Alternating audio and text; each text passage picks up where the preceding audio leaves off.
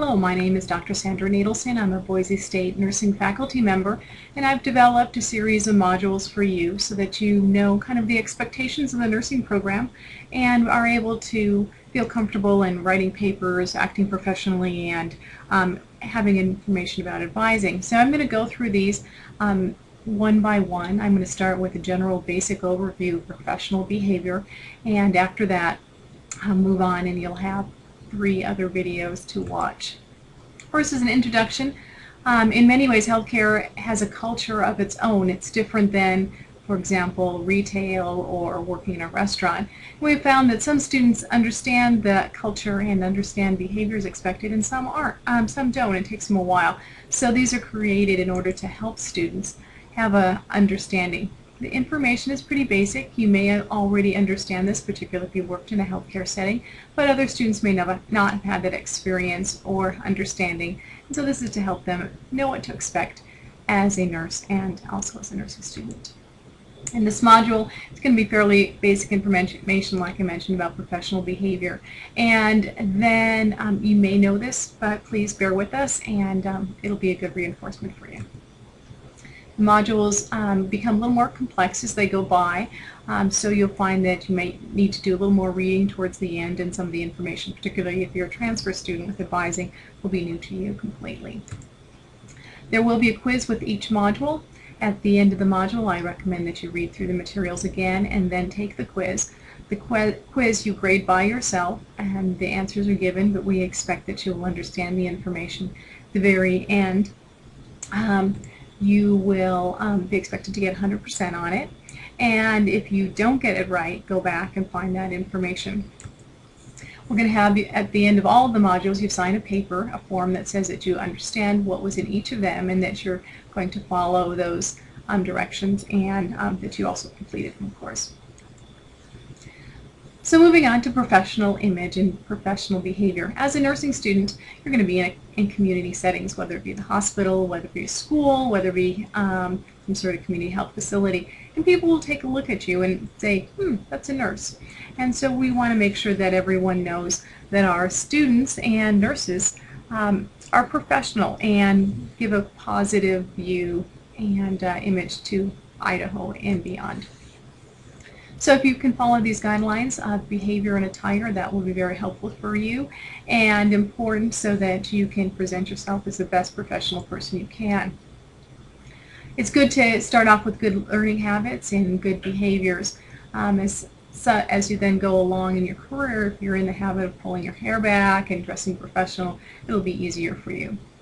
Research has shown that if students act ethically and their behaviors in college do move on to the workplace. So there is even research that shows habits you start now will continue with you.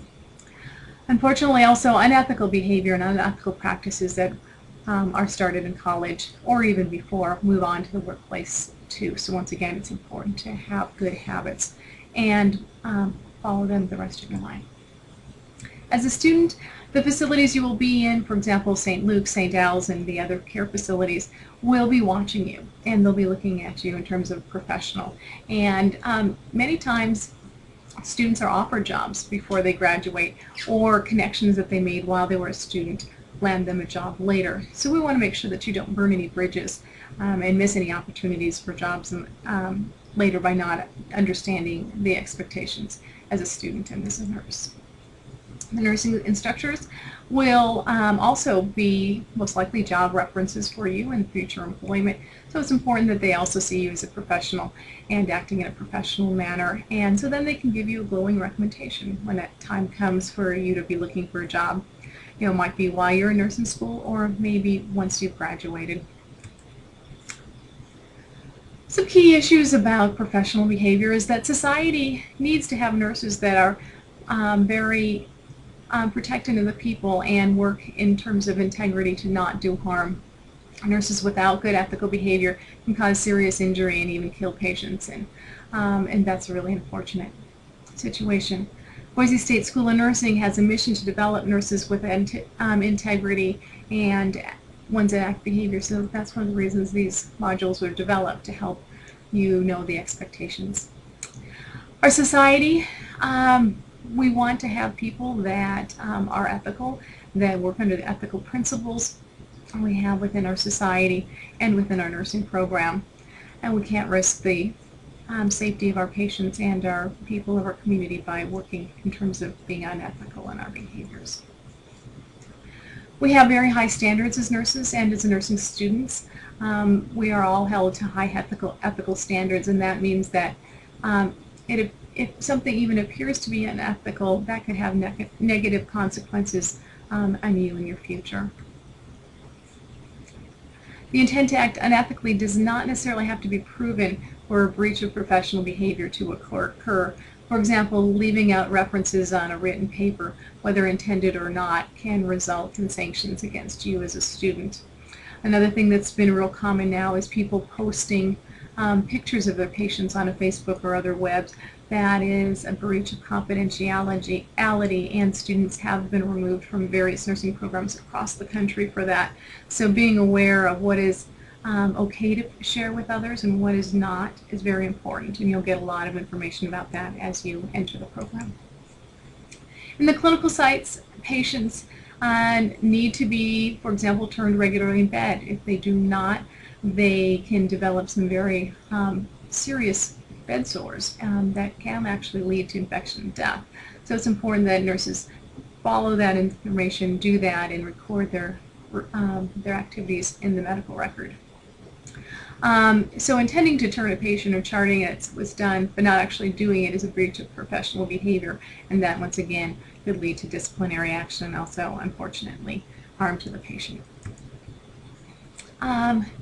Disciplinary actions can be severe in terms of what might happen if someone breaches ethical standards. At Boise State, every person's situation is considered as an individual in the circumstances, but there are certainly room for program expulsion, and students are also expelled from Boise State for unethical acts such as cheating.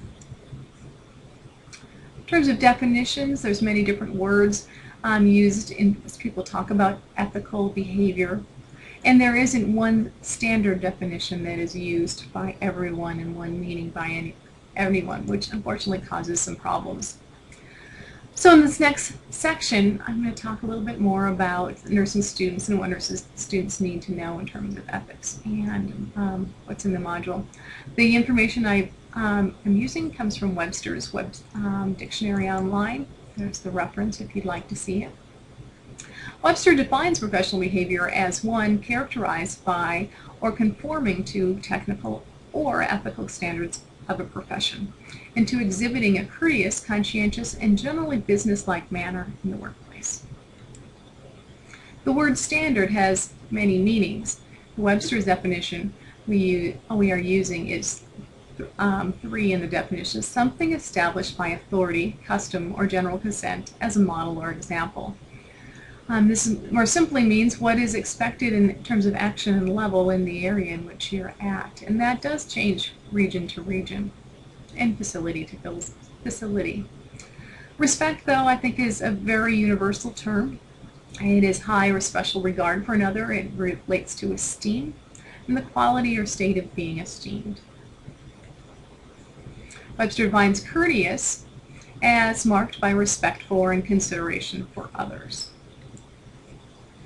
The definition for integrity includes firm adherence to a code of especially moral or artistic values. In terms of nursing, we're mainly looking at moral values. Keywords in the definition of integrity include doing the right thing, fairness, and honesty. Cheating is a kind of dishonesty. According to Webster, it includes acts that 1, deprive of something valuable by the use of deceit or fraud, and 2, to influence or lead by deceit, trick, or artifice. Going on with the cheating definition, one can deprive others and themselves when they cheat. For example, if a student does not study for a test but uses crib notes, cheat notes, to pass the test, the student is depriving himself or herself of important knowledge they need for the course and also for their career. one needs to think in terms of the nursing program. It's not just, oh, I need to pass this course, but we need to have this knowledge for career, and also needing the knowledge to pass an NCLEX exam. Before any student can become a registered nurse, there's an exam that is taken after graduation called the NCLEX, and that information in that test is very comprehensive, and if information is missed in the 4th, 5th, 6th, 7th, or 8th semester, it could be detrimental to students later on in the program and in their testing. So cheating is another example of unauthorized collaboration on a term paper when work is supposed to be done independently. So if a student shares a paper from a previous semester, gets information that they're not supposed to from another, that would be considered cheating. The student in this situation depriving themselves the opportunity to learn about the topic and become a better writer. And writing is very important in nursing, as we do lots of charting, we have a lot of reports we need to write. We really need to be able to write concisely and make sure that people can understand us well. Moving on now to plagiarism. Plagiarism is a type of cheating. Webster defines it as to steal and pass off in terms of the ideas or words of another as one's own, and use another's production without crediting the source. So using that and not saying this was written by whomever. Examples of plagiarism including using quotes from a paper without citing the author, returning a paper in that was written from another class without the teacher's permission. If you write a paper for a previous class, many teachers do not allow you to use it for the current class unless you talk with them and ask them for permission. So say you had a writing class and you wrote about a professional issue in nursing, and then you had one due in one of your nursing classes. If you just took that paper and turned it in, that would be considered plagiarism. You're actually doing a self-plagiarism in that situation, and that is not okay. Other examples of plagiarism including having someone else write your paper, or buying a paper online or from someone else, or copying text from an online site or an online book, particularly if that information is not cited. There's a certain amount of information, of course, you can use from another's paper, but you can't use their entire paper even if you cite that at the end. About plagiarism and intent. You'll notice that there is no mention of intention in this definition. That means that plagiarism can occur without the writer being aware of it, and this is why it is very important for you to know on how to reference materials. And there's going to be more information on that. But even if you didn't mean to plagiarize, it is still possible for you to be a plagiarist, I guess would be the term, and to be reprimanded within the school if you didn't do this correctly. So you can't say, I didn't know, I didn't think this was a problem, as long as you are copying the words of others and you're not giving them credit for it. It is considered plagiarism, whether you thought you were plagiarizing or not. So keep that in mind as you're writing your papers. According to the Boise State University School of Student Rights and Responsibilities, academic honesty includes acting in ways that uphold the basic values of honesty, trust, fairness, respect, and responsibility. And this is part of the definition of academic honesty. Loss of integrity then includes acts of dishonesty that undermine the work of other students, the teachers, and the institution. The basis for a behavior of norms. Norms or standards for behavior can vary greatly between groups of people. For example, what is considered to be acceptable behavior, and sometimes, in terms of what's not written down or what's written, can be hard to determine when in a new profession, because many of the standards of expectations are not completely written down or available and get passed on by word of mouth. We do have a student handbook that provides some information on proper dress and attire, attendance, things like that. But there are some things that aren't written. We try to be as specific as possible. So if you have questions, please feel free to ask your instructors for clarification. Some expected behaviors are written in terms of laws, codes of conduct, and policies, and they are national standards in many areas of nursing, and I'll talk about that later. And like I said, there's our student handbook. And there is the Code of Conduct for Boise State. But most of the behaviors described in these modules are influenced by ethical principles, codes of conduct, as well as BSU and local hospital and facility policies. There are three main documents that nursing students need to be aware of. In terms of national, there is an organization called the American Nurses Association, which writes a code of conduct for all nurses in this country. There's a code of conduct for Boise State University for all students who attend Boise State. That's B. And then C, like I mentioned before, the School of Nursing handbook is available and provides information on your basic behaviors. The American Nurses Association helps set standards for professional behavior in all areas of nursing, including education. This organization has developed a code of conduct, and that code can be found on the web. You'll also be talking about it in one of your first classes, so I highly recommend that you become familiar with this. For Boise State, there's two key documents that you should be aware of that talk about ethical behavior. The first is the Code of Conduct that affects all Boise State students. And you can find the Boise State Code of Conduct through the Office of Student Rights and Responsibilities, and this is the website here listed on the PowerPoint. This covers issues of misconduct such as academic honesty, plagiarism, and cheating. The other text that can help you is the Boise State School of Nursing handbook. The handbook also describes appropriate behaviors in terms of what you need to wear, attire, academic honesty, and general student conduct. This can be found online. I have put the website here. Sometimes this changes. If you have a problem finding that, please just go to the Boise State website and you can find it there. BSU School of Nursing have specific information expected about that in terms of policies. One called S4302 is important to read. This document, you will notice in the is similar to the Boise State Code of Conduct in terms of similar information and standards. The codes that I mentioned, the American Nurses Association, also called the ANA, the Boise State University and School of Nursing, are different in some ways. However, the general idea of working in terms of general principles in mind and working ethically go across all three. One needs to show honesty, one needs to show respect for oneself and also respect for others, and those are very clear throughout those documents. And the next slides will also connect these principles. The American Nursing Association Code of Ethics, ANA on top there, and the Boise State and School of Nursing policies come together in terms of definition of what professional behavior. And professional behavior includes things like honesty, respect for others, and respect for yourself. Respect for others mainly working about courtesy, and respecting self is related to dress and your behavior. And so here you can see the links between all of these. In summary, society needs nurses that act in a professional manner. Unfortunately, when starting into a new profession, it's not always to know exactly how to act.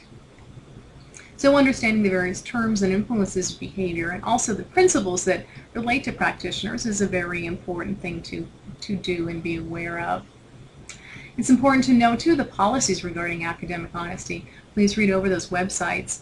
And if you still have questions, the faculty at Boise State are happy to answer your questions that you might have about academic honesty. Also, the Boise State Office of Student Rights and Responsibilities, and Blaine Eccles, who is the Chief Associate Dean there, is a wonderful person and is happy to talk to students also about professional behavior and behaviors expected of a student of Boise State.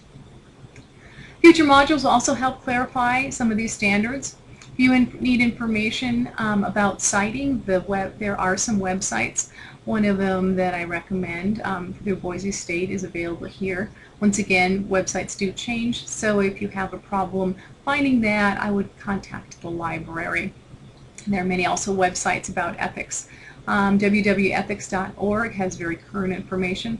NASPA, too, is an organization for students in college, and they produce a journal Basically, civic behavior has some great information in that too.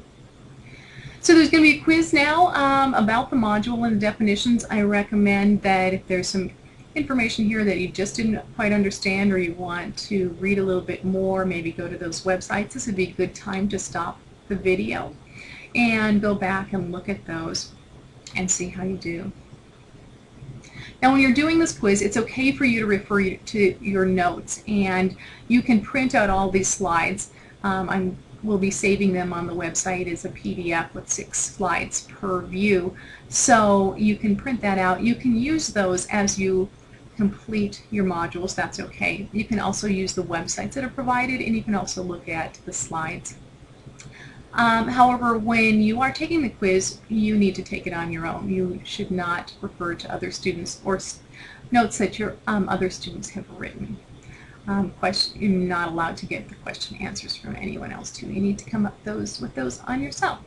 Certainly, after you finish the quiz and you get it all right, I would encourage you to talk to other students about the quiz content. But once again, you need to understand it and do it on your own.